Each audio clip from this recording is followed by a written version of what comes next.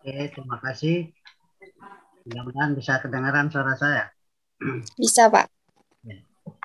Terima kasih moderator yang kesempatan berikan kepada saya, Bapak Direktur Analog Teacher of Learning, yang saya hormati Bapak Ketua Pak Sarifudin, yang sama saya hormati Pak Ahmad Nur Zakir, SPD selaku panitia, yang saya hormati moderator Ibu Nur Aminah atau Adik Nur Aminah, yang saya hormati pemateri yang saya baru kenal, Ibu Dr. Raisa Aren, MPD, yang satunya, pemateri yang satunya saya belum tahu namanya. Sebelum saya menyampaikan sepatah dua kata, saya ingin sampaikan pertama adalah saya mengucapkan selamat berpuasa.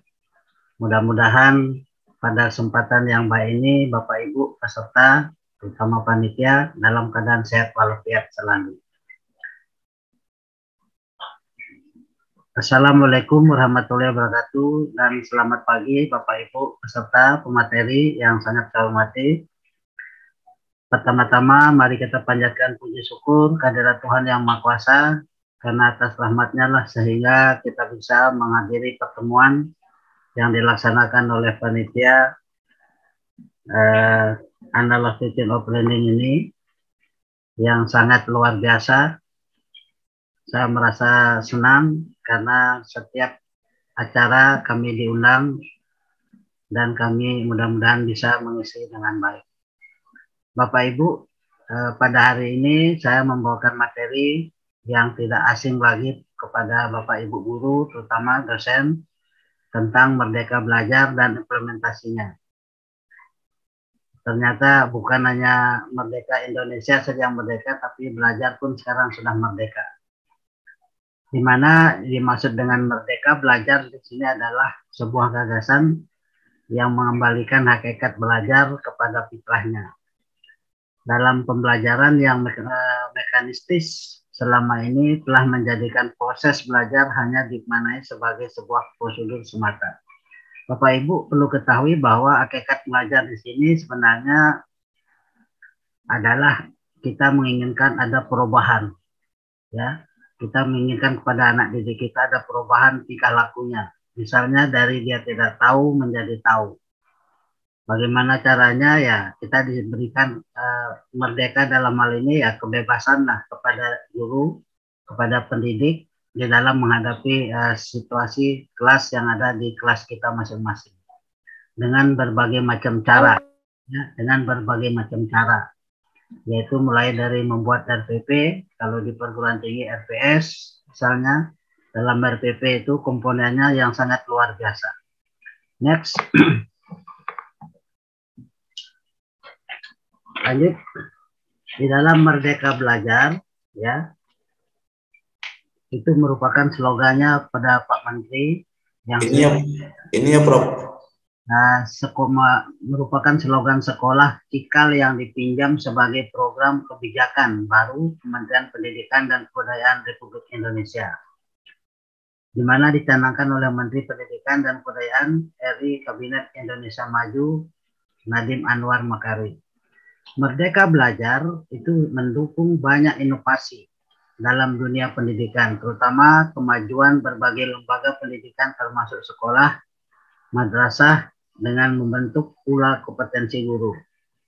Konsep Merdeka Belajar ala Nadiem Makarim ini terdorong karena keinginannya menciptakan suasana belajar yang bahagia tanpa dibebani dengan pencapaian skor atau nilai tertentu.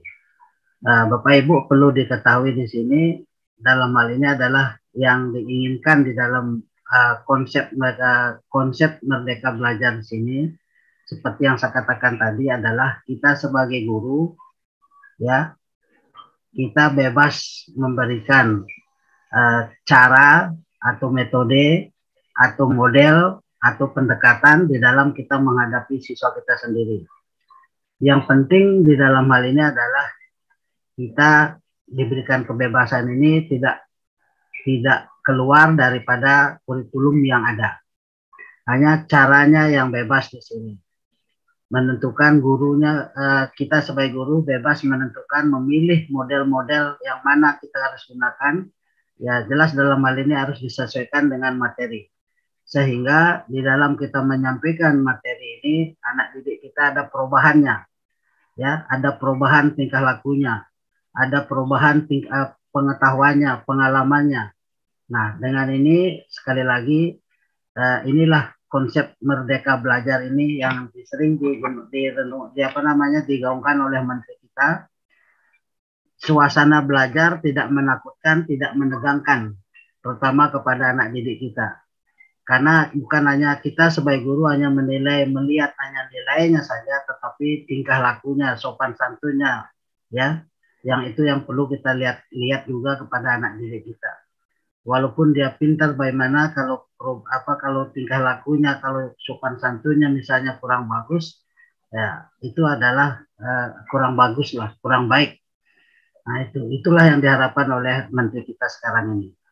Next, karena sebagaimana kita ketahui bahwa pendidikan itu berpatokan pada esensi dari belajar, di mana masing-masing anak memiliki bakat dan minat masing-masing. Artinya Bapak Ibu, di dalam proses belajar mengajar ini, anak didik kita itu sudah memiliki dia niat-niat ataukah kemampuan ataukah bakat itu yang saya katakan di sini. Semua setiap individu memilikinya. Nah, dengan ini kita sebagai guru ya bagaimana bisa mengarahkan, bagaimana kita memotivasi, bagaimana kita mendorong anak didik kita dari dia tidak tahu menjadi tahu, dari dia tidak mau belajar menjadi mau belajar. Nah, inilah kita tugasnya, fungsinya daripada guru itu sendiri. Yang kedua hal tersebut, misalnya dengan kedua hal tersebut, maka tolak ukur yang diterapkan untuk menilai kedua anak yang memiliki minat berbeda pun tidak sama. Sehingga setiap anak tidak bisa dipaksakan untuk mempelajari sesuatu hal yang tidak disukainya. Tujuan untuk mengasah minat dan bakat anak sejak dini. Nah, seperti misal kita ketahui Bapak Ibu, jangankan di sekolah yang sifat daripada bakat daripada anak didik kita itu bermacam-macam. Di rumah pun misalnya kita sebagai orang tua biasa melihat anak didik kita, anak-anak kita sendiri yang memiliki bakat masing-masing berbeda-beda maksud saya. Dari yang pertama, yang kedua, dan yang terakhir. Nah, dengan ini bagaimana kita selaku orang tua bisa mengarahkan bakat-bakat yang dimiliki oleh anak didik anak kita, terutama yang di sekolah anak didik kita, agar dia bisa nantinya mengikuti ataukah bisa melaksanakan terutama di masyarakat itu sendiri. Dengan inilah jangan kita paksakan kita mengikuti tuturian Dayani kita di belakang.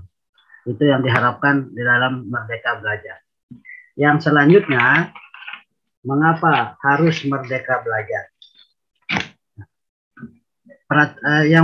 Yang perlu dijawab ini adalah mengapa harus merdeka belajar? Ya, itu adalah sesuai dengan peraturan pendidikan selama ini umumnya bersifat kaku dan mengikat. Contoh aturan misalnya terkait UN, aturan RPP, aturan menggunakan dana BOS dan lain-lainnya. Nah, itu biasanya terkaku. Dengan dasar inilah sehingga dikatakan harus kita menggunakan merdeka belajar.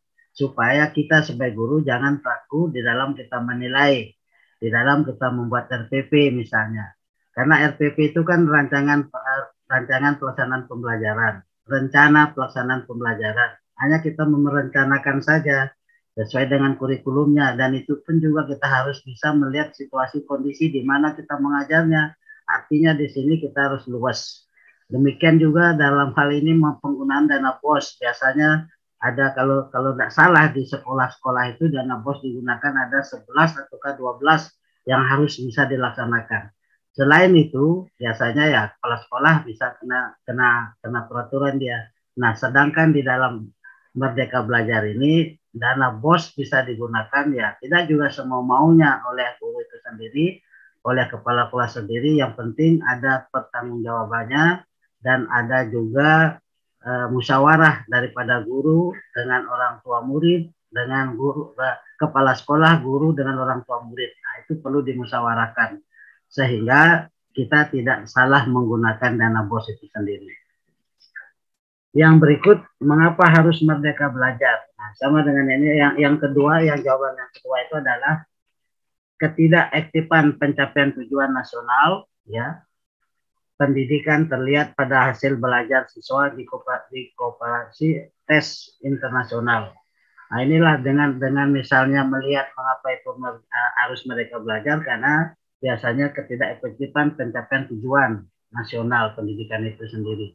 Kalau kita lihat misalnya diberikan contoh di sini adalah yang menunjukkan siswa-siswi kita masih lemah dalam aspek penalaran tingkat tinggi, khususnya dalam hal literasi dan numerasi. Nah, ini dasar-dasarnya sehingga diadakan Merdeka Belajar itu sendiri. Yang ketiga, kebijakan Merdeka Belajar yang tidak bersifat kaku dan mengikat diharapkan dapat mengatasi keragaman kondisi, tantangan, permasalahan pendidikan yang berbeda antara sekolah dengan strategi penyelesaian yang berbeda. Nah, ini Bapak Ibu sering sekali terjadi di masyarakat kita, terutama di daerah-daerah, ya. Biasanya kita ini di daerah terpencil misalnya beda dengan daerah yang sudah maju, provinsi yang sudah maju, misalnya di Jawa. Kalau kita bandingkan di Jawa dengan di daerah misal kami yang di Sulawesi Tenggara ini jelas jauh berbeda. Dengan ini kita sebagai guru harus menyesuaikan di mana kita berada, ya. Dalam hal ini Merdeka Belajar ini ya fleksibel dia. Di mana kita berada, kondisinya bagaimana, apa masalahnya dalam pendidikan ini. Karena kalau misalnya yang di daerah-daerah itu kan biasanya sarana prasarana itu sangat kurang sekali. Misalnya saja pengetahuan, pengalaman daripada guru itu kurang sekali. Nah, dengan dasar inilah masalah-masalah yang ada ini diinventarisir, disesuaikan dengan situasi kondisi yang dihadapkan yang ada di masyarakat itu sendiri. Sehingga tujuan daripada pendidikan itu untuk mencerdaskan bangsa anak didik terutama ini ada perubahan tingkah lakunya ini, kita juga menggunakan berbagai macam cara, strategi, ataukah pendekatan, ataukah model, ataukah metode yang sesuai dengan daerah kita masing-masing. Jelas dalam hal ini disesuaikan juga dengan materi. Yang berikut, Bapak Ibu, manfaatnya. Apa manfaat daripada Merdeka Belajar ini? Yang dilihat dari kepala sekolah, ini sangat bermanfaat bagi kepala sekolah, guru, orang tua. Ini saya sudah sebutkan tadi, karena komponen pendidikan itu, keberhasilan pendidikan itu adalah bukan hanya di sekolah saja, bukan hanya kepala sekolah atau guru saja, orang tua pun termasuk juga pemerintah daerah harus bergotong royong untuk mencari dan menemukan solusi, ya, yang efektif, efisien, dan cepat terhadap kondisi, tantangan, dan permasalahan pendidikan di masing-masing sekolah, khususnya dalam rangka meningkatkan kualitas proses belajar siswa itu sendiri. Nah, mengapa kepala sekolah, guru, orang tua? Karena seperti sering kita dengar bahwa pusat pendidikan itu adalah orang tua itu sendiri, pendidikan yang pertama dan utama, dan di sekolah adalah guru itu sendiri, ya. Yang kedua gurunya, yang ketiga adalah masyarakat. Masyarakat ini adalah ya termasuk orang tua juga, masyarakat di sana, termasuk juga pemerintah, termasuk juga penggiat pendidik. Nah, itu semuanya itu harus bersatu padu, bergotong royong untuk menghadapi daripada pendidikan itu sendiri. Kepala sekolah, guru, orang tua, dan pemerintah daerah itu memiliki dan bertanggung jawab terhadap pengelolaan pendidikan di sekolah pada daerah masing-masing. Nah, Bapak Ibu, sekarang ini bukan lagi pusat saja yang menangani tentang pendidikan, itu adalah pemerintah daerah juga menentukan. Hanya biasanya dalam hal ini terus terang saja, karena kami adalah sebagai pendidik, pencetak daripada guru-guru, ya, itu biasanya dicampur adukan dengan politik. Mengapa saya katakan dicampur adukan dengan politik? Misalnya pemerintah pusat menginginkan bahwa guru sekolah dasar harus dia sarjana. Guru sekarang harus dia magister misalnya. Tetapi setelah guru-guru kita sudah sarjana, setelah guru-guru kita sudah magister, ada pengetahuan dan wawasan pengetahuannya bertambah. Nah, dia bergabung di pemerintahan daerah, dia dekat dengan pemerintah, terutama misalnya calon-calon bupati ataukah apa misalnya yang dekat dengan api seperti itu sekarang ini, dia itu guru yang sudah punya kompetensi baik, cara mengajarnya apa semuanya, dia sudah meningkatkan pengetahuannya, tetapi karena dia dekat dengan api sehingga biasanya, mohon maaf ini, tidak semuanya daerah seperti itu mungkin, tidak semua, sekali lagi tidak semua, guru yang sudah memiliki ijazah misalnya S1 atau S2, setelah dia menambah wawasan pengetahuannya, dia dekat dengan api, saya katakan tadi, dia ditarik menjadi lurah, menjadi kepala desa, menjadi tugas yang lain lah. Nah itu barangkali kurang bagusnya sekarang ini. Nah kalau menurut saya ya, kalau memang dia guru ya silakan dia mengajar. Jadi kepala sekolah kah, kalau dia dekat dengan api atau dekat dengan pemerintah atau bupati, gubernur misalnya, jangan langsung ditarik menjadi lurah, menjadi ini, sehingga ilmu yang dia dapatkan di khususnya tentang mendidik itu hilang kan seperti itu. Nah, yang berikut next, terobosan dari Menteri Nadiem, Bapak Ibu, Mekarim ini dapat diterapkan misalnya ada dengan perbaikan pada infrastruktur dan teknologi pendidikan. Itu yang pertama. Mengapa saya katakan ini ada perbaikan, ada infrastruktur yang teknologi pendidikan, misalnya saja di sekolah-sekolah sekarang kita lihat sebagian besar sudah bisa memanfaatkan media atau elektronik, misalnya ada komputernya dan lain-lainnya lah. Yang kedua, perbaikan dalam kebijakan prosedur pendanaan. Demikian juga pendanaan sekarang sudah mulai ada perubahan sedikit.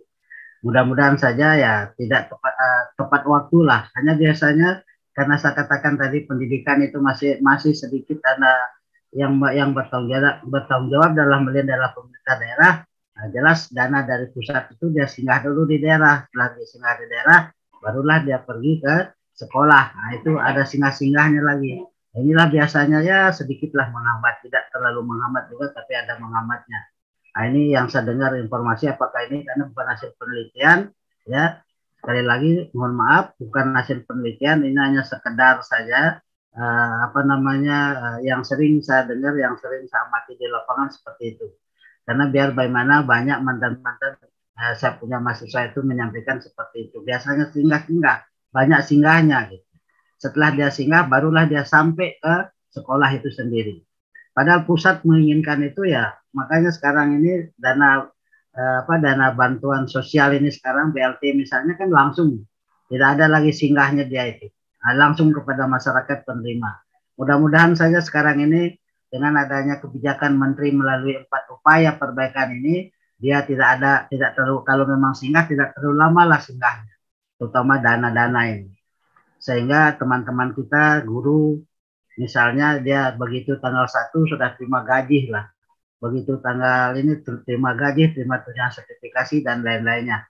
Kalau kami dosen itu seperti itu. Dosen itu tetap gajinya tanggal 1 itu tidak dirubah misalnya. Nah, itu karena dia langsung pusat gitu. Yang berikut perbaikan dalam kepemimpinan masyarakat dan budaya. Nah, ini kepemimpinan kepala sekolah juga ya. Ini yang saya katakan tadi. Karena ini ada campur tangan daripada bupati, wali kota, gubernur. Nah, bisa saja sedikit permainan di sini kepemimpinan. Yang berikut perbaikan dalam kurikulum. Ya, ini ada perbaikan kurikulum. Sering kita mengatakan pada kita terutama guru sering mengatakan pemerintah ini setiap ganti menteri ada perubahan kurikulum. Nah, memang Bapak Ibu, kalau menurut saya sebenarnya wajar-wajar saja, masa kurikulum stagnan hanya begitu-begitu saja, pasti ada perubahannya. Walaupun di dalamnya sebenarnya kalau kita lihat adalah hampir sama saja, tidak terlalu banyak perubahan gitu. Hanya sekarang ini kalau Mas Nadiem ini yang paling sangat berubah perbaikan ini adalah tentang RPP-nya. RPP diharapkan 1 lembar saja. Ini terutama kelas sekolah dasar, SMP mungkin yang 1 lembar atau ke SMA. Kalau kami perguruan tinggi ya masih tetap sama. Nah, ini diinginkan seperti itu. Mulai pedagogiknya, asesmennya, penilaian apa semuanya, kurikulumnya pasti ada perbaikan Bapak Ibu. Tidak mungkin sama dari awal sampai sekarang ini. Nah, yang berikut Nadiem juga mengungkapkan ada 4 program pembelajaran nasional. Ini next. Yang pertama itu adalah USB diganti dengan asesmen. Nah, ini sering kita sudah dengar ini ya. Ada pergantian Begitu juga UAN itu diganti namanya ya, sudah bukan juga UAN, diganti lagi. Nah, tujuannya sebenarnya tidak lain adalah untuk jangan terlalu kita membebani pada siswanya pengetahuannya saja. Yang penting itu keterampilannya juga. Yang penting itu ada perubahan tingkah lakunya. Itu yang diutamakan sekarang. Bukan hanya pengetahuan saja semata. Bagaimana dia bisa ada perubahan tingkah lakunya. Dia bisa menerapkan sopan santunnya. Misalnya tingkah laku dalam hal ini kan dari dia tidak tahu menjadi tahu. Dia tidak bisa membaca, bisa membaca. Tidak bisa menulis, bisa menulis. Dia tidak bisa mengucapkan ini. Terutama di sekolah dasar ini. Begitu juga SMP SMA, bukan hanya nilai pengetahuan saja, walaupun tinggi pengetahuannya kalau tingkah lakunya sopan, tidak disiplin misalnya, hanya teori saja yang dia tahu, praktiknya tidak tahu, ya itu juga kurang bagus. Nah, RTP dipersingkat. Nah, ini seperti yang saya katakan tadi. Rencana pelaksana pembelajaran itu disingkat. Nah, guru berakhir mengungkap tetap yang penting dalam hal ini Bapak Ibu tetap sesuai dengan kurikulumnya. Hanya yang ditulis di sini adalah intinya saja. Apa yang kita harus ajarkan, tujuannya bagaimana misalnya. Nah itu. Nah itulah sudah merupakan merdeka juga kita sebagai guru. Yang berikut zonasi PPDB ini lebih fleksibel untuk program Merdeka Belajar. Ya. Yang terakhir ini Nadiem menjelaskan bahwa Kemendikbud tetap menggunakan sistem zona atau pemerintahan peserta didik baru.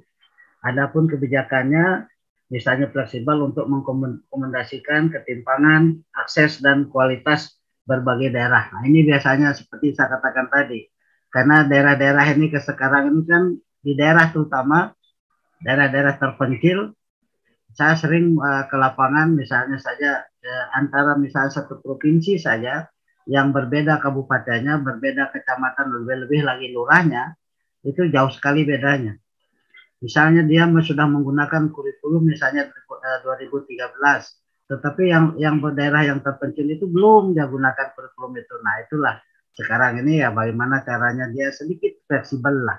Artinya fleksibel ini harus berorientasi kepada daerah itu sendiri. Bagaimana keadaan daerah itu sendiri. Itu maksudnya. Karena daerah kita di setiap daerah itu, setiap provinsi itu berbagai macam. Karena ribuan pulau yang ada di Indonesia ini. Yang di pelosok-pelosok juga ini. Nah, dengan dasar inilah sehingga Nadiem ini membuat program Merdeka Belajar. Sehingga tujuannya tidak lain adalah supaya semua masyarakat, semua anak didik itu, pelajar itu dapat mengenyam pendidikannya dengan baik, dengan santai, serius. Gitu. Gurunya juga seperti itu, jangan ada yang merasa lebih, misalnya ada merasa tertekan sekali. Yang berikut, Bapak Ibu, kita lanjutkan. Kalau melihat misalnya ini hanya contoh-contoh saja. Kalau kita lihat next, melihat perbedaan ujian nasional dan asesmen nasional. Ini Bapak Ibu, kalau melihat perbedaan ujian nasional, kalau dulu kan ujian nasional, kalau sekarang asesmen nasional.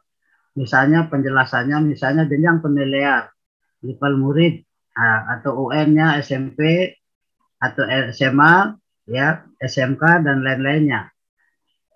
Sedangkan asesmen SD, ME atau SMP, SMA, mulai kelasnya 5, 8, 11 itu berarti SMP kan.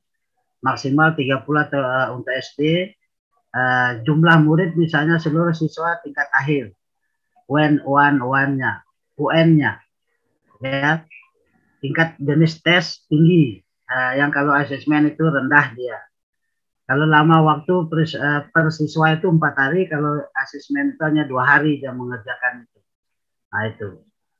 Model soalnya pilihan ganda, tunggal, atau kalau sedangkan di asesmen juga itu pilihan ganda, tunggal, pilihan kompleks, 2 pernyataan misalnya jodoh-menjodohkan, isian, dan lain-lainnya. Ini sebenarnya hampir sama Bapak Ibu, hanya yang dibedakan di sini adalah kalau di UAN itu terlalu tinggi, kalau misalnya asesmen itu dikasih turun sedikit menjadi rendah dia. Demikian juga waktunya misalnya. Misalnya kalau ini tingkat akhir ini kan seluruh siswa itu tingkat akhir sama waktunya. Sedangkan di asesmen itu maksimal 30 atau untuk SD. 30 menit maksudnya. Begitu juga modal pelaksanaannya, ya online bisa saja campur di situ ya. Nah, karena sekarang ini kita kan bukan lagi online, sudah mulai kita tatap muka. Mudah-mudahan saja seluruh siswa mahasiswa kita ini sudah semuanya tatap muka lagi. Semuanya dalam keadaan sehat, normal kesehatan kita, tidak ada lagi corona, sehingga kita sudah bisa pergi kemana-mana saja yang kita inginkan tujuan kita. Sehingga begitu juga dalam hal pertemuan. Namun demikian Bapak Ibu, ya saya mengharapkan juga ya walaupun kita sudah bebas tatap muka, kita harus tetap juga menggunakan masker semuanya, jaga kesehatan. Kita juga harus ingat cuci tangan dan lain-lainnya. Karena di mana-mana saat ini masih ada juga satu dua yang coronanya merajalela, terutama Jakarta, Jawa Barat dengan Jawa Tengah, itu yang saya lihat di televisi. Next. Kalau jadwal pelaksanaan misalnya, kalau ini hanya sekedar informasi saya Bapak Ibu terutama guru-guru sudah melakukan hal ini di sekolah masing-masing. Misalnya saja SD 30 soal, SMP 36 soal, sampai waktunya 90 menit. Kalau di SD 75 menit. Kalau sekarang ini ya inilah yang di jadwal pelaksanaan di dalam asesmen yang sekarang ini. Yang lanjut.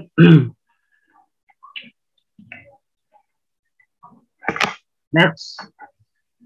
Merdeka Belajar di era revolusi 4.0, Bapak Ibu. Era revolusi industri tidak lepas dari era digital. Ini yang saya katakan tadi. Era digital itu adalah masa ketika informasi mudah dan cepat diperoleh serta disebarluaskan menggunakan teknologi digital. Hanya di sini yang saya ingin garis bawahi Bapak Ibu, terutama kita guru-guru ya, karena sekarang ini kan sudah bebas kita mencari apapun, pengertian apapun, misalnya penjelasan apapun sudah tinggal kita melihat di internet saja. Hanya kita harus waspada dengan internet, dengan berita-berita yang ada di sana. Karena tidak semua berita yang ada di internet itu benar Bapak Ibu. Karena banyak juga yang menyesatkan. Terus terang saja, banyak yang menyesatkan kita. Terutama adik-adik kita, anak-anak kita ini harus dikendalikan oleh Bapak Ibu guru, termasuk dosen juga. Harus kita bisa mengendalikan hal semacam itu. Makanya kalau mahasiswa itu dia harus menyaring. Mahasiswa sudah memfilter dia, mana yang baik, mana yang tidak baik. Tetapi banyak juga mahasiswa yang masih panas mendengarkan berita-berita walaupun itu adalah bohong, walaupun itu adalah tidak benar, dia itu panas mendengarkannya gitu. Nah ini sering terjadi, makanya media sekarang ini sangat-sangat mempengaruhi daripada masyarakat kita, terutama anak didik kita. Dia bisa pinter anak didik kita terus terang saja melalui internet, melalui digital itu. Tetapi dia belum begitu bisa menyaringnya. Dengan ini harus kita kita mendidik dia, kita mendekati dia, kita menuntun dia, ya. Jangan diberikan kebebasan, sebebas-bebasnya lah. Nah, itu maksudnya. Karena di dalam internet itu seperti yang saya katakan tadi, ada banyak positif, banyak juga negatif. Karena terlalu bebasnya sekarang, semua bisa melihat, ya ada yang ditutup-tutupi sekarang. Nah, itulah Merdeka Belajar. Memang belajar dalam dalam Merdeka Belajar itu mengundang arti peserta didik itu merdeka dia untuk belajar dengan caranya masing-masing. Peserta didik juga merdeka mencari bahan, itu yang saya katakan tadi, mencari informasi. Tapi dalam hal ini saya mohon kepada Bapak Ibu agar membimbing dia, mengarahkan dia, terutama orang tua murid juga. Ya misalnya di sekolah atau guru kepala sekolah saja, kita sebagai orang tua juga harus mengarahkan kepada anak-anak kita supaya dia mencari hal-hal yang baik. Harus kita saring, itu maksud saya. Jangan begitu menerima saja. Next.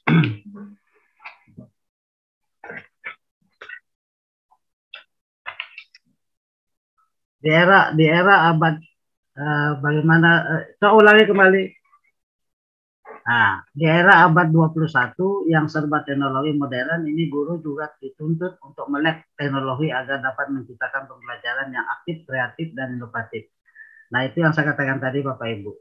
bukan hanya anak didik kita yang bisa mencari pengetahuan ataukah apa namanya tentang proses belajar mengajar ini, Bapak Ibu juga bisa melihat, membuka internet, ya paling tidaklah kita bisa membuka dan bisa mematikan lagi kita punya komputer untuk bisa membuka apa namanya yang ada dalam komputer itu ya internet itu sendiri, sehingga kita bisa menambah wawasan kita, pengetahuan kita gitu.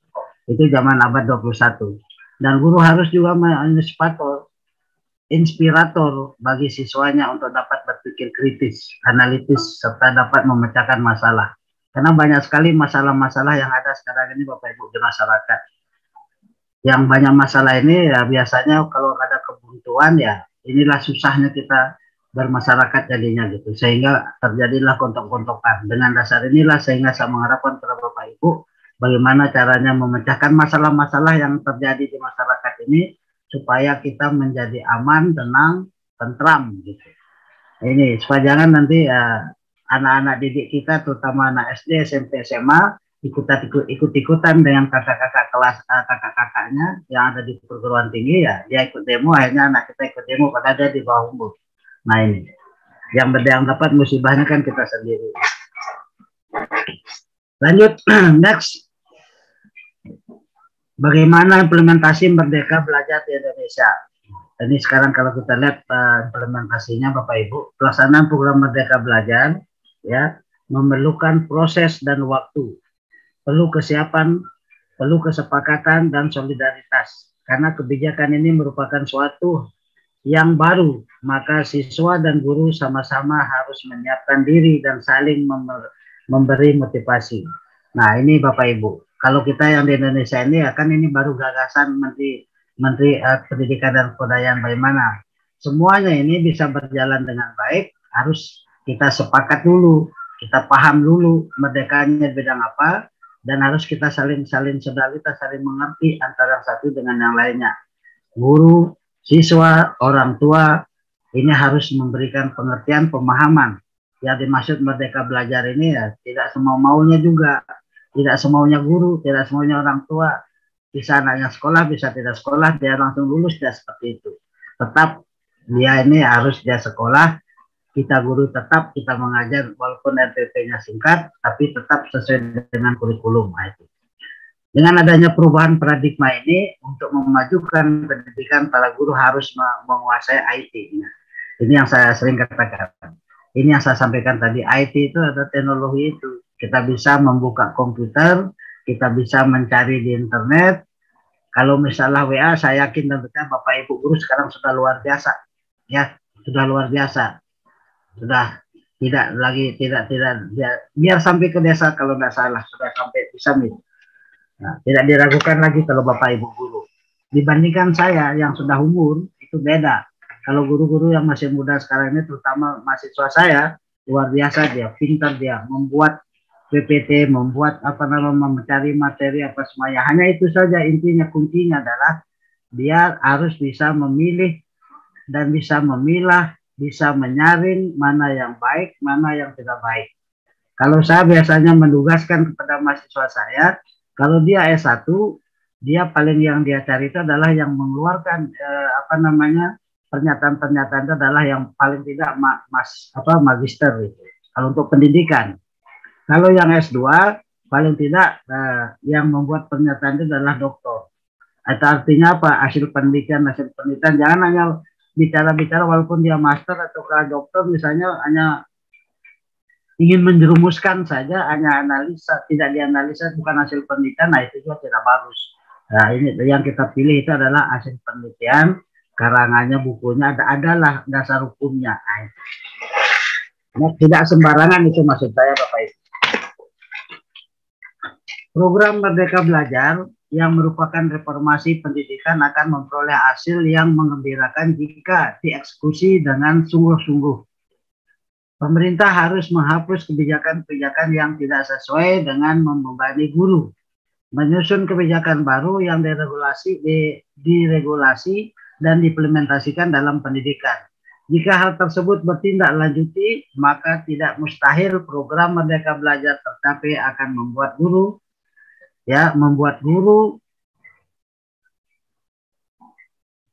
membuat guru dan peserta didik benar-benar merdeka belajar sehingga dihasilkan generasi muda yang unggul. Dengan kata lain, bonus demografi tepat dimanfaatkan diraih oleh bangsa Indonesia ini. Bapak Ibu, sebenarnya kalau misal merdeka belajar ini ya dapat terlaksana dengan baik, itu sebenarnya memberikan kemudahan kepada guru itu sendiri. Ya, kemudahan kepada kepala sekolah, kemudahan kepada guru, kemudahan kepada anak didik kita sendiri. Kenapa saya katakan diberikan kemudahan? Karena proses belajar mengajar ini adalah sesuai dengan situasi daerah di mana dia mengajar. Walaupun kurikulumnya tetap misalnya, maksudnya dalam ini contoh-contohnya yang real, yang nyata di lapangan. Di samping itu juga guru-guru juga bisa membuat media, bisa membuat alat peraga yang ada di lapangan. Jangan kita mengharap yang di pusat saja itu. Itu kan merdeka juga. Jangan yang misalnya saja alat peraganya yang ada yang diperjualbelikan. Kasihan anak-anak kita yang ada di daerah misalnya. Kalau ada di daerah pantai ya alat peraganya mengajar matematika ya biji-bijian batu-batuan yang ada di pantai. Begitu juga di daerah pegunungan yang ada misalnya kelapanya ya itulah dipakai alat peraga gitu. Itu maksudnya. Kita kan merdeka. Tidak harus misalnya menggunakan yang harus dibeli itu. Itu. Jangan kita mempersulit kepada anak didik kita. Begitu juga guru-guru kita. Gitu. Yang penting dia sekarang guru ini diberikan artinya kebebasan. Tidak satu sudah membuat RPP-nya. Kedua menggunakan dana BOS khusus kepala sekolah itu. Ketiga yang penting dilibatkan semuanya, elemen masyarakat, guru dan orang tua murid. Maksudnya di sini dilibatkan. Daerah itu adalah merupakan titik tumpuan daripada proses belajar mengajar itu sendiri. Jangan bertermin atau harus dari pusat itu semuanya gitu. Itu diberikan kebebasan. Yang berikut Bapak Ibu. Next. Sedikit lagi. Ya, salah satu dari program Merdeka Belajar usulan Nadiem yang sudah diterapkan berjalan adalah sistem zonasi PPDB. Itu yang tadi lebih fleksibel. Memang harus diakui dengan adanya sistem zonasi yang berlaku membuat calon peserta didik berpartisipasi tidak dapat memperoleh kesempatan memilih sekolah yang diminati karena memiliki jarak yang jauh antara sekolah dengan tempat tinggalnya. Nah ini maksudnya Bapak Ibu. Kalau misalnya dia sekolahnya berada di mana sekolahnya, dia tidak bisa memilih lagi, dia harus tempatnya di mana dia ada, makanya itu gurunya bebas dia di sana gitu loh. Tidak terlalu jauh dengan tempat tinggalnya anak itu sendiri. Kalau dulu kan yang pintar misalnya pergi jauh, yang ini kumpul di sana orang anak pintar lah itu. Sekarang lebih bagus misalnya pemerintah terutama daerah terutama guru-guru misalnya itu ya kalau dia gurunya tamatan SPA, tamatan D2 apakah tamatan misalnya S1 memang dia jadi guru ya harus dia jadi guru, jangan dia jadi lurah, jangan dia jadi camat dan lain-lainnya gitu. Sehingga sekolah yang ada di mana dia berada itu bisa berjalan dengan baik. Demikian juga anak-anak dia tidak pergi jauh jadinya sekolahnya gitu. Sehingga bisa dalam hal ini proses belajar mengajar itu bisa berjalan dengan baik. Karena terus terang saya banyak sekali kalau saya melihat pengamatan saya, pernah penelitian saya juga mengungkapkan bahwa ada misalnya suatu daerah, suatu desa, ada di sana calon gurunya tapi tidak diangkat di sana gitu loh. Yang diangkat malah dari luar, sehingga proses belajar mengajarnya yang dari luar itu kadang-kadang dia datang, kadang-kadang tidak datang. Kalau misalnya diangkat guru yang ada di sana, saya yakin dan percaya proses belajar mengajar itu akan bisa berjalan dengan baik. Itulah yang diharapkan sebenarnya di dalam Merdeka Belajar itu, ya, supaya berjalan dengan baik. Kalau memang dia sudah ada guru misalnya di desa itu yang tamatan sarjana itu, kenapa tidak digunakan guru yang ada di sana itu gitu loh. Kenapa harus yang diangkat itu yang dari luar, sedangkan yang dari sana tidak digunakan, nah itu tidak diangkat di sana, malah di daerah lain. Nah itu yang kurang bagus sebenarnya. Makanya kalau saya pribadi terus terang saja dengan adanya Merdeka Belajar ini ya, yang penting memang kita harus sepakat dulu, kita paham dulu, kita harus kompak semuanya antara guru, kepala sekolah, dengan masyarakat, pemerhati pendidikan dan lain-lainnya. Hanya memang dalam hal ini banyak pandangan, banyak hal yang harus diperhatikan. Ini barangkali Bapak Ibu yang bisa saya sampaikan, kurang lebihnya saya mohon maaf, dan selanjutnya saya kembalikan kepada moderator.